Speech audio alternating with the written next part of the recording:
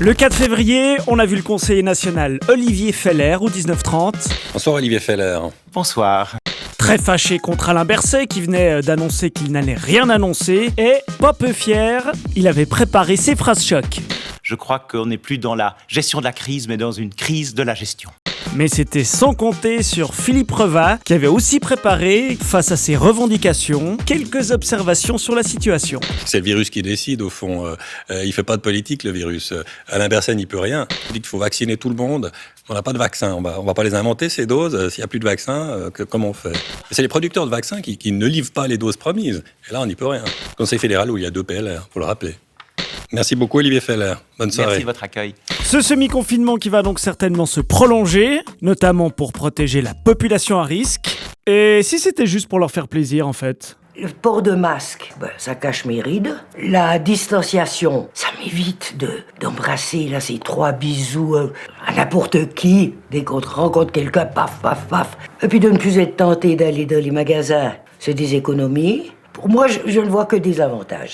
Mise au point qui a aussi rendu visite à Maryse Dormont, conseillère nationale à la retraite. Une femme qui aime le silence. Elle a même acheté des CD pour écouter le silence. Et en 4 volumes, pour avoir assez de silence à écouter, j'imagine. Bon, il faut dire que son mari n'y met pas du sien. Donnée fondamentale. Pour nous, je suis intransigeant. On a aussi regardé Couleurs locales, vendredi 5 février, date symbolique, comme l'a souligné la journaliste Fabienne Pombioko-Carella en fin d'émission. Une émission, vous l'aurez sans doute constaté, 100% féminine, un clin d'œil au 50e anniversaire du droit de vote des femmes. Attendez, je rembobine. Donc on parle bien de l'émission consacrée au guide Bertrand Clavel, à l'artisan horloger Cédric Yonner et au collectionneur Laurent Donzé. Bon, ok. 6 jours, la télé consacre de longs débats aux futures élections communales, l'occasion de rappeler les vrais enjeux de la politique locale. L'automobiliste, ce qu'il a besoin, c'est des places de parc. Les commerces ont besoin de places de parc. C'est pour ça qu'il est très important de faire des parkings souterrains. Et surtout, les entreprises qui sont en ville ont besoin de places de parc. C'est très important.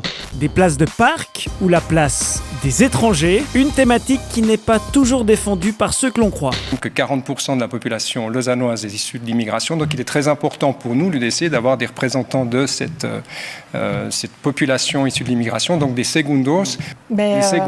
Donc je crois que seul l'UDC en présente. Mais vous savez aussi, je pense qu'il y a la limite sur la représentativité. On peut dire que l'UDC, c'est le parti des immigrés.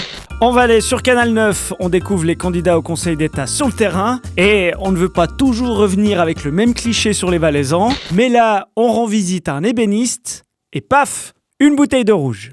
Du rouge à infrarouge, la liaison est toute trouvée pour revenir sur le débat à propos de la burqa ou à propos de savoir qui a le droit de parler. Si vous me laissez terminer, je vais peut-être arriver au bout de ma phrase. Laissez-moi parler, vous avez assez parlé, c'est à moi maintenant. Est-ce que je pourrais terminer ?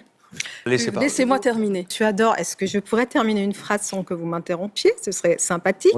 Si vous permettez, vous avez parlé longuement. Qu'est-ce que vous en savez ? Moi, j'étais au... Stop, c'est moi qui parle. Excellente soirée devant la télévision. Et vu tout ce qui se passe, on va continuer à la regarder.